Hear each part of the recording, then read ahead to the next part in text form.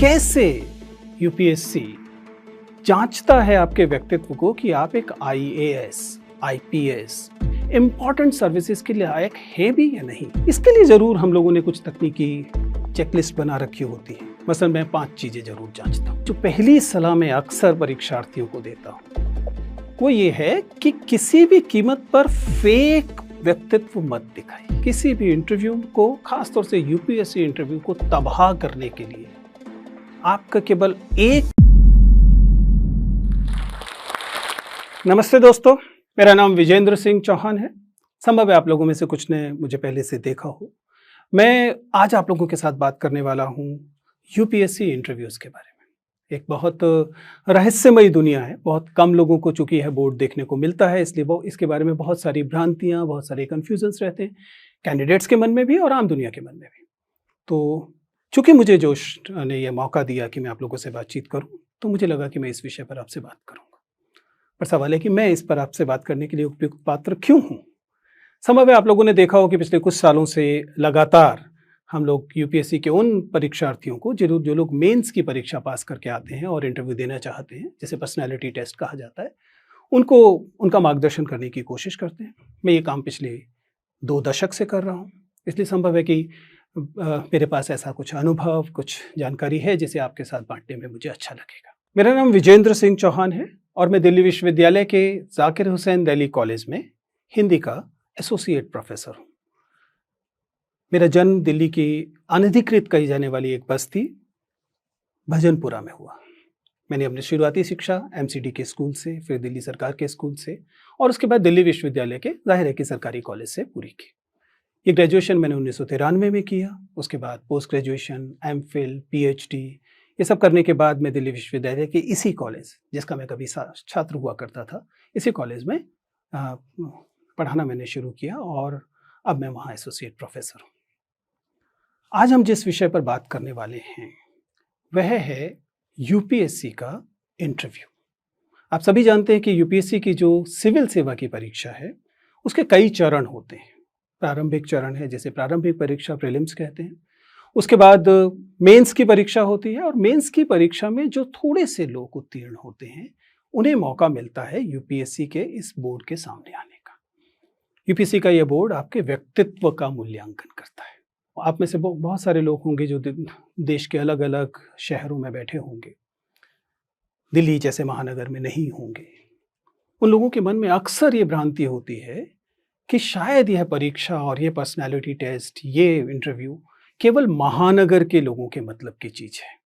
हमें अक्सर ऐसे परीक्षार्थियों से, ऐसे कैंडिडेट से मिलने का मौका मिलता है जिन्हें इसे लेकर अक्सर भ्रम होता है। तो मैं आज इस बात का फ़ायदा उठाऊंगा कि मैं आपके बीच हूँ, कि मैं बता सकूं कि दरअसल ये पर्सनैलिटी टेस्ट है क्या, कैसे यूपीएससी जांचता है आपके व्यक्तित्व को कि आप एक IAS, IPS, Indian foreign service, revenue service जैसी इंपॉर्टेंट सर्विसेज के लायक है भी या नहीं। और यदि आप ये परीक्षा पास करने का मन बनाए हुए हैं तो कैसे आप इस इंटरव्यू टेस्ट को पास करेंगे, क्या तरीका अपनाने की कोशिश करेंगे। हालांकि सबसे पहले तो यूपीएससी स्वयं ही बता देता है। अगर आप यूपीएससी के नोटिफिकेशन को देखें, हर साल यूपीएससी अपनी परीक्षा में नोटिफिकेशन जारी करता है और उस नोटिफिकेशन में साक्षात्कार में क्या जांचा जाएगा इसकी भी घोषणा करता है। यह घोषणा क्या है? पहला वाक्य तो साफ साफ ये बताता है कि यह एक व्यक्तित्व परीक्षण है या कोई इंटेरोगेशन नहीं है। जिसका क्या मतलब है? ऐसा नहीं है कि यूपीएससी ये मानकर चल रहा है कि आपने कुछ बहुत सारी चीजें छिपा रखी हैं और वह इन प्रश्नोत्तर के इस पूरे कार्यक्रम में, इस पूरे व्यक्तित्व परीक्षण में उन चीजों को छीनने की, उनको निकालने की कोशिश करता है। नहीं, ये केवल आपको अपने व्यक्तित्व को प्रस्तुत करना है और यूपीएससी के उस बोर्ड को ये जांचना है कि आपके अंदर व्यक्तित्व में वे कौन कौन से गुण हैं जो शायद इन सेवाओं के लिए उपयुक्त है। तो जैसा मैंने कहा, सबसे पहले तो नोटिफिकेशन साफ साफ कहता है कि यह व्यक्तित्व परीक्षण जांचने की कोशिश करता है कि आप में इंटेग्रिटी, ईमानदारी, बौद्धिक ईमानदारी और नैतिक ईमानदारी है या नहीं है। यह परीक्षण यह बताने की कोशिश करेगा कि आप तार्किकता से भरे हुए हैं कि नहीं, आप संवेदनशीलता से भरे हुए हैं कि नहीं? अब जरा दोबारा से सोचिए। बांदा में बैठे हुए लोग, पटना में बैठे हुए लोग, भोपाल में बैठे हुए लोग, एटा में बैठे हुए लोग, क्या उनमें इंटेग्रिटी, ईमानदारी, आत्मसातीकरण करने की क्षमता दिल्ली के लोगों से कम होगी, मुंबई के लोगों से कम होगी, पुणे के लोगों से कम होगी? नहीं।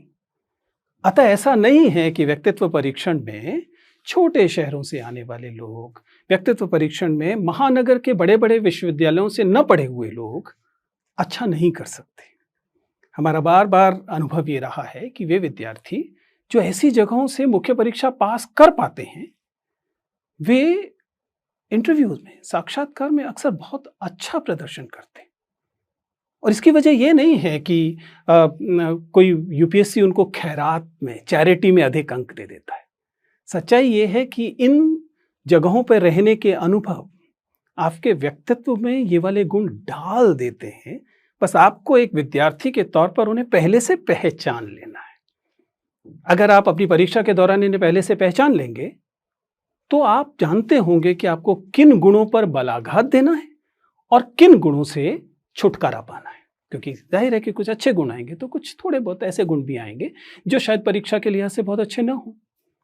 तो दरअसल हम व्यक्तित्व परीक्षण में इन्हीं गुणों को पहचानने की कोशिश करते हैं। कैसे करते हैं? मैं एक बहुत आसान सा जंतर आपको देना चाहता हूं। आप इस बात को समझिए कि जब आप किसी बोर्ड के अंदर जाते हैं, और ये यूं मैं बात कर रहा हूं यूपीएससी साक्षात्कार की, लेकिन ये किसी भी साक्षात्कार पर लागू होता है, तो आप उससे पहले अपनी एक लिखित जानकारी भेजते हैं। यूपीएससी के मामले में इसे डैफ, डिटेल्ड एप्लीकेशन फॉर्म कहा जाता है। ये डिटेल्ड एप्लीकेशन फॉर्म आपकी पूरी के पूरी जीवन की यात्रा होता है। इसमें आपको लिखना होता है कि आपका जन्म कहाँ हुआ। जैसे मैंने बताया कि मेरा जन्म दिल्ली की एक अनधिकृत बस्ती में हुआ। आपको बताना होता है कि आपकी मातृभाषा क्या है, आपने पढ़ाई कहाँ से की है, आपने कौन से पुरस्कार जीते थे, आप कौन सी क्लास में मॉनिटर थे, आपका कौन सा शौक है, आपके पिता क्या करते हैं, आपकी माताजी क्या करती हैं। आपके पूरे व्यक्तित्व का एक कच्चा चिट्ठा होता है। हालांकि ये आप ही की घोषणा होती है। ऐसा नहीं है कि यूपीएससी ने किसी अन्य माध्यम से ये जानकारी हासिल की है। आप ही ने ये फॉर्म भरा है और ये जानकारी उनको बताई है। इसे एक कहानी की तरह खुद पढ़िए। अपना खुद का एक डिटेल्ड एप्लीकेशन फॉर्म बनाइए कागज पर, और फिर देखिए कि उस कहानी में आप जो मुख्य पात्र हैं, हीरो हैं, उसके व्यक्तित्व के कौन से हिस्से उभर कर आ रहे हैं, और उन उभर के आए हुए जो हिस्से हैं वही आपके जीवन के वे मोड़ हैं जिन्हें हम बोर्ड में बैठकर या यूपीएससी का बोर्ड पहचानता है और उसके आधार पर यह अनुमान लगाता है कि आपका व्यक्तित्व कैसा है। मसलन मैंने अगर लिखा कि मैं दिल्ली की अनधिकृत बस्ती में पैदा हुआ, तो अगर मेरा डिटेल्ड एप्लीकेशन फॉर्म किसी समझदार व्यक्ति के सामने है तो वो इसे देखकर जानना चाहेगा कि दिल्ली की अनधिकृत बस्तियों के बारे में जानकारी मुझे है भी या नहीं। दिल्ली की अनधिकृत बस्तियों में सीवेज डिस्पोजल कैसे होता है। ये सवाल आपको अगर मान लीजिए यूपीएससी के बोर्ड में पूछा जाए तो आपको अचानक हवा से टपका हुआ सवाल लगेगा, लेकिन दरअसल है नहीं, क्योंकि ये उसी आवेदन पत्र से निकल रहा है जिसमें मैंने घोषणा की है कि मैं दिल्ली की अनधिकृत बस्ती में पैदा हुआ, वहां बढ़ा। बस यही तो करना होता है। अब सवाल है कि परीक्षार्थी इसमें क्या करे। वो अपने पैदा होने की जगह नहीं बदल सकता, उसे बदलने की जरूरत भी नहीं, क्योंकि जैसा मैंने कहा, आपके जीवन के चाहे कोई भी अनुभव क्यों ना हो, वे तमाम अनुभव आपके व्यक्तित्व में कंट्रीब्यूट करते हैं, आपके व्यक्तित्व में शामिल होते हैं। यदि कोई एक ऐसा व्यक्ति है जिसका जन्म, जिसे हम कहते हैं विद द सिल्वर स्पून हुआ, जिसने शुरुआत से ही गोल्फ खेला, बिलियर्ड्स खेला, ठीक है, कोई बुराई नहीं है गोल्फ खेलने में, बिलियर्ड्स खेलने में, उसने उसके व्यक्तित्व में वो चीजें जुड़ी। लेकिन आपने अगर गुल्ली डंडा खेला तो गुल्ली डंडा ने भी तो आपके जीवन में कुछ जोड़ा होगा। और यही दरअसल हम यूपीएससी बोर्ड में जानने की कोशिश करते हैं। ये एक के बेहतर और दूसरे के कम बेहतर होने का परीक्षण है ही नहीं। ये तो आपके व्यक्तित्व में जो ईमानदारी से आपने कहा है, उस ईमानदारी की जांच पर है जो यहां की जाती है। इसलिए जो पहली सलाह मैं अक्सर परीक्षार्थियों को देता हूं वो ये है कि किसी भी कीमत पर फेक व्यक्तित्व मत दिखाइए, नकली घोषणाएं मत कीजिए। दूसरा, अपने जीवन के, अपने व्यक्तित्व को ढकिए मत। Let the board peep into your personality. Board को अपने व्यक्तित्व में झांकने का मौका दीजिए, क्योंकि आपके व्यक्तित्व में ऐसा कुछ नहीं है जिसके लिए आपको शर्मिंदा होने की जरूरत है। चाहे आप 10वीं क्लास में फेल हो गए थे, चाहे आपके पिताजी किसी खोमचे वाला कार्य करते हैं, चाहे आपकी माताजी घरेलू महिला हैं और वह बाहर कामकाज नहीं करती, इनमें से कुछ भी शर्मिंदगी से भरा हुआ नहीं है। और इस सब ने आपके व्यक्तित्व में अपनी हिस्सेदारी की है, बढ़ाया है। पर्सनालिटी टेस्ट इन्हीं चीजों की जांच है। तो पहला सूत्र यह है कि अपनी पर्सनालिटी को नकली मत बनाइए, जो है उसे ईमानदारी से सामने रखिए। अब अगला सवाल यह है कि सामान्यतः उस तनाव की सेटिंग में, जब आप एक बड़े से कमरे में भेज दिए गए हैं और आपके सामने बैठा हुआ व्यक्ति ऐसा व्यक्ति है जिसकी उम्र 60-65 साल है, जिसने अपने पूरा करियर एक बड़े अधिकारी के तौर पर या एक पुलिस अधिकारी के तौर पर या एक सेना अधिकारी के तौर पर या एक एकेडमिक व्यक्ति के तौर पर बिता लिया है, उसकी ध्यान से देखती आंखों से आप परेशान न हो, तनाव में न आ जाएं, एक खुशमिजाज, एक अच्छे, तार्किक, संवेदनशील व्यक्ति की तरह अपने आप को दिखा पाएं, इसके लिए आपको क्या करना चाहिए? मेरी सलाह बहुत साधारण है। मैं आपसे इस समय बात कर रहा हूं। आपसे बात करते समय मैं भी चिल्ला सकता था, चीख सकता था। बहुत बार विद्यार्थियों को ये लगता है कि एक्सट्रोवर्ट होना, बहुत खुलकर बोलना, आपके व्यक्तित्व का बहुत शानदार गुण है। सच्चाई ये है कि ना तो एक्सट्रोवर्ट होना, ना ही इंट्रोवर्ट होना व्यक्तित्व का अच्छा या बुरा गुण है। ये दोनों महत्वपूर्ण गुण हैं। तो ये मजबूरी है, साक्षात्कारकर्ताओं की मजबूरी है कि उन्हें भाषा में बात करनी पड़ती है।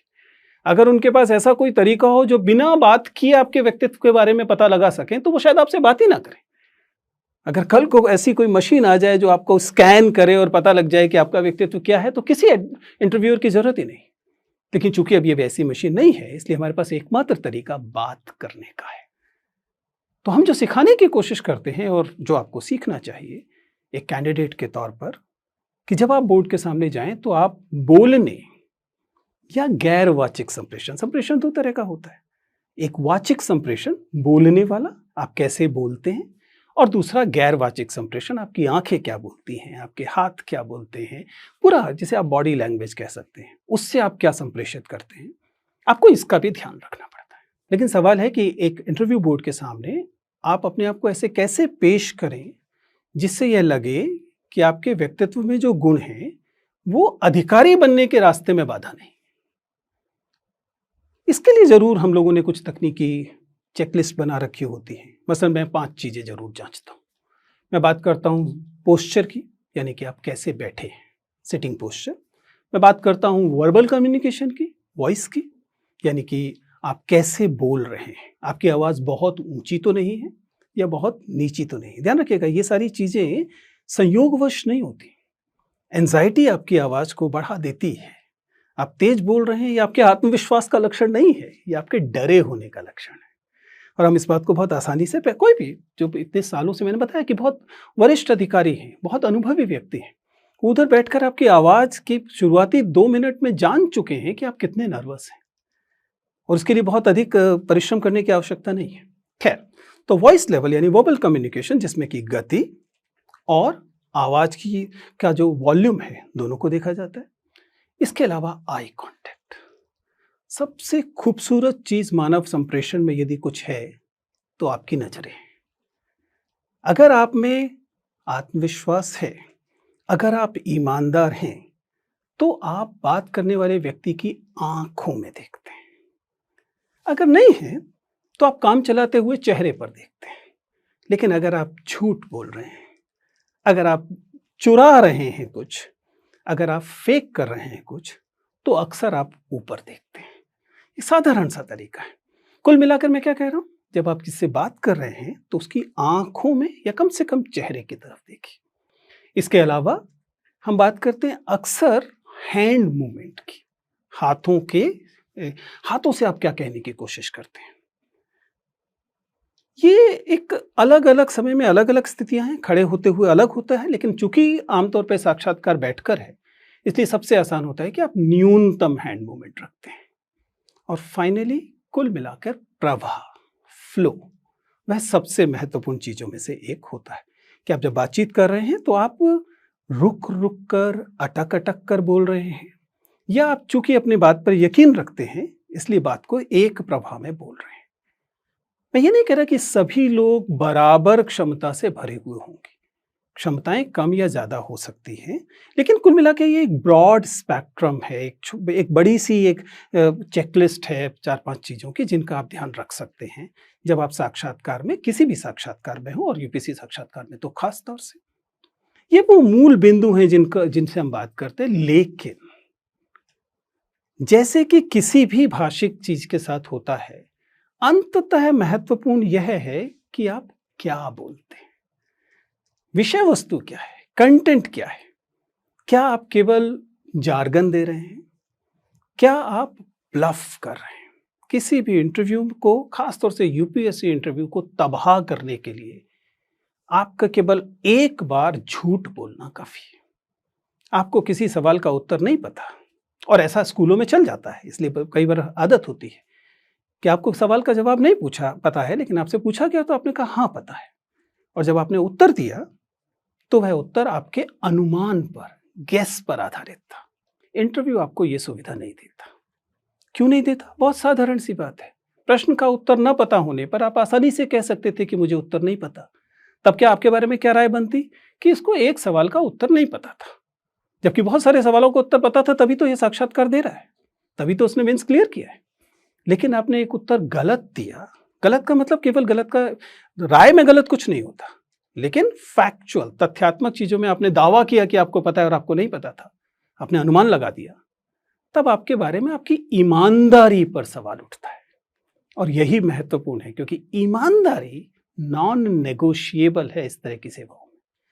या आपके व्यक्तित्व में, इंटेग्रिटी को लेकर जब सवाल उठ गया तो फिर आप किसी लायक नहीं। आप कितने भी योग्य इंजीनियर, डॉक्टर क्यों ना हो, अगर आपके अंदर एक साधारण ईमानदारी का गुण नहीं है कि आपसे आपके वरिष्ठ अधिकारी ने पूछा कि क्या तुम ये काम करते हो, इसके बारे में जानते हो, और आपने डर के कह दिया कि मुझे पता है, तो क्या होगा? पूरा काम बिगड़ेगा। इसलिए एक महत्वपूर्ण गुण जो है वो ईमानदारी का गुण होता है। ये वे मूल चीजें हैं जिनका ध्यान हम लोग साक्षात्कार में रखते हैं। हालांकि ज्ञान महत्वपूर्ण है, इसलिए जब तैयारी आप करते हैं तो मैं बार बार ये कहता हूं कि ऐसा नहीं है कि आप ये मानकर चलें कि साक्षात्कार के लिए केवल कैसे बोलना है की तैयारी करनी है। क्या बोलना है इसे तो देखना ही पड़ेगा। एक बिंदु और मैं जरूर बात करना चाहता हूं, और उसका लेना देना आपकी पर्सनालिटी की सेंसिटिविटी, संवेदनशीलता से है। कोई भी व्यक्ति समाज में पैदा होता है और समाज के पूर्वाग्रह उसे भी प्रभावित करते हैं। अगर किसी का जन्म बुंदेलखंड क्षेत्र में हुआ या गोरखपुर में हुआ, पूर्वी उत्तर प्रदेश में, बिहार में, तो स्वाभाविक है कि अगर उसका समाज में अभी सामंती गुण हैं तो उसके व्यक्तित्व में भी आए होंगे। इस बात के लिए हम उस व्यक्ति को दोष नहीं दे सकते। लेकिन पैदा होने से अब तक जो 20-22 साल उसने बिताए हैं, इसमें इस व्यक्ति ने अपने इन सामंती गुणों को बढ़ाया है या कम किया है? वह ज्यादा संवेदनशील हुआ है या ज्यादा सामंती हुआ है? स्त्रियों को लेकर, दलितों को लेकर, अल्पसंख्यकों को लेकर, तमाम हाशिए के वर्गों को लेकर उसकी क्या सोच है? ये एक महत्वपूर्ण पक्ष है किसी भी अधिकारी या अधिकारी बनने की चाह रखने वाले व्यक्ति।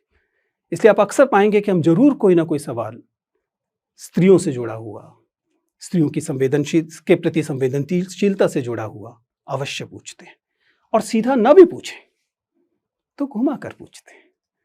मसलन बहुत लोकप्रिय आजकल का सवाल है कि जब अच्छा आपको क्रिकेट खेलना पसंद है तो बताइए भारतीय क्रिकेट टीम का कप्तान कौन है? और जैसे ही कोई व्यक्ति विराट कोहली बोलता है या किसी पुरुष क्रिकेट टीम का कप्तान बोलता है, तुरंत समझ में आता है कि इस व्यक्ति की महिलाओं के प्रति जो समझ है वह अपेक्षाकृत कम संवेदनशील है, क्योंकि भारतीय क्रिकेट टीम तो 2 होंगी ना, पुरुष क्रिकेट टीम भी होगी और महिला क्रिकेट टीम भी होगी। तो आपको या तो दोनों नाम बताने चाहिए, या फिर अगर आप पुरुष हैं तो आपको पहले महिलाओं की क्रिकेट टीम का नाम बताना चाहिए, और उसके बाद आपको पुरुष क्रिकेट टीम का। लेकिन अगर आपके लिए भारतीय क्रिकेट टीम का मतलब केवल पुरुषों की क्रिकेट टीम है, तो आपको थोड़ा सा सुधार करने की जरूरत है। ये कोई सजा नहीं है, ये आपकी आलोचना भी नहीं है, लेकिन ये केवल सुझाव है कि जब आप अपनी जिंदगी को जी रहे हैं तो अपने आसपास उन संवेदनशीलताओं को बढ़ाएं। ऐसा एक छोटा सा बिंदु है जो मैंने कहा था, पोस्चर, सिटिंग पोस्चर। आप में से कई सारे लोगों ने मैनस्प्लेनिंग और मैनस्प्रेडिंग शब्द सुना होगा। मैनस्प्रेडिंग का क्या मतलब होता है? मैनस्प्रेडिंग का मतलब होता है कि हम पुरुष जब किसी भी सार्वजनिक स्थल पर बैठते हैं तो बैठते समय अपनी टांगें चौड़ी कर कर बैठते हैं। क्यों? क्योंकि दरअसल हमें लगता है कि ये दुनिया तो हमारी ही है, पुरुष जो ठहरे। इसलिए हम जितना हमारा एंटाइटल्ड स्पेस है उससे कुछ ज्यादा घेरते हैं। इसके ठीक विपरीत महिलाओं को हमेशा सिकुड़ने की ट्रेनिंग मिलती है, इसलिए वे जितना उनका एंटाइटल्ड स्पेस है उससे थोड़ा कम लेती है। एक व्यक्तित्व परीक्षक के तौर पर मैं इस बात को जब भी देखता हूं तो उस कैंडिडेट को समझाता हूं, गलती आपकी नहीं है, क्योंकि जैसा मैंने कहा कि यह तो सामाजिक निर्मिति है। लेकिन अगर आप संवेदनशील हैं तो आपको सुनिश्चित करना चाहिए कि आप उतनी ही जगह लें जितनी पर आपका हक है। ऐसा नहीं है कि मेट्रो में बैठते समय अपनी टांगों को इतना चौड़ा कर दें कि साथ में बैठे हुए सहयात्री को सिकुड़ कर बैठना पड़े। ये रूपक में भी कही जा रही बात और भौतिक तौर पर भी की जा रही है। मेटाफोरिकली भी ये बात सच है कि हमें जितना मिलना चाहिए हम उससे ज्यादा घेरते हैं, सिर्फ इसलिए कि हम पुरुष हैं। तो व्यक्तित्व का यह वाला हिस्सा भी हम कभी कभी जांचने की कोशिश करते हैं, बल्कि किसी ना किसी पक्ष को लेकर तो हमेशा करते हैं। अब बस आखिरी चरण, और वो यह है कि क्या आपको इंटरव्यू की तैयारी करते समय, आप स्टेट की सर्विस में आना चाहते हैं, या आप यूनियन पब्लिक सर्विस कमीशन में आना चाहते हैं, या फिर आप फॉरेस्ट सर्विस ऑफिसर बनना चाहते हैं, आपको इंटरव्यू की तैयारी कब शुरू करनी चाहिए? हालांकि इसका उत्तर मैं पहले दे चुका हूं। मैंने कहा कि आपको अपनी पर्सनालिटी फेक नहीं करनी है, जिसका मतलब है कि आपको ये अपने व्यक्तित्व को अच्छा बनाने की यात्रा तो पहले दिन से, जब से आप पैदा हुए तब से शुरू करनी थी। लेकिन चलिए, देर हो गई। कम से कम जब आप प्रीलिम्स की तैयारी शुरू कर रहे हैं उसी समय पर्सनालिटी टेस्ट की तैयारी भी साथ साथ कीजिए। इसका क्या मतलब है? जो आप पढ़ लिख रहे हैं वो तो आप पढ़ेंगे लिखेंगे, जानकारी हासिल करेंगे वो तो है ही, करंट अफेयर्स को देखेंगे, निश्चित तौर पर देखना पड़ेगा।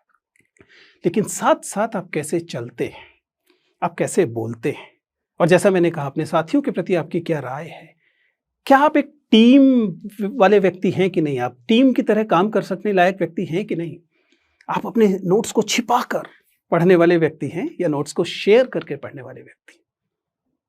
आपको हैरानी होगी लेकिन इस बात से फर्क पड़ता है। अगर आप नोट्स को शेयर करके पढ़ने वाले व्यक्ति हैं, ग्रुप स्टडी करने वाले व्यक्ति हैं, तो स्वाभाविक है कि आपको शेयर करना, साझा करना, टीम के साथ रहना, टीम के लोगों को एकोमोडेट करना आता है। यही तो अधिकारी को करना होगा। और अगर आप अपने नोट्स को छिपा छिपा कर, अपने दोस्त से, सबसे क्लोज फ्रेंड से भी बचाकर पढ़ने वाले व्यक्ति हैं, हो सकता है प्रीलिम्स मेंस में एक नंबर फालतू ले भी आए, लेकिन पर्सनालिटी के लिहाज से शायद उतनी अच्छी स्थिति नहीं है। तो कुल मिलाकर आज की तमाम बातचीत में हमने जो बताया है या बताने की कोशिश की है वो केवल ये है कि सच्चा व्यक्तित्व रखिए, और सच्चा व्यक्तित्व सबसे अच्छा व्यक्तित्व है। Thank you. क्या आप इंग्लिश में फ्लुएंटली बात करना चाहते हो? ठीक है, तो हम आपके लिए ये प्रोसेस बहुत इजी करने वाले हैं। जी हाँ, ध्यान से सुनो। कैसा रहेगा अगर हम आपको एक ऐसा प्लेटफॉर्म दें जहाँ पे देश के कोने कोने से लोग आ रहे हैं, एक ही जगह पे इंग्लिश प्रैक्टिस कर रहे हैं। अगर आपको लगता है कि ये बेहतरीन तरीका है तो जोश स्किल्स ऐप पर अभी जाओ, वहाँ पे अपने इंटरनेट वाले ग्रुप फ्रेंड्स के साथ चैट करो, गेम्स खेलो और अपनी इंग्लिश को इम्प्रूव करो। तो ज़्यादा वेट मत करो, चलो जोश स्किल्स ऐप डाउनलोड करो।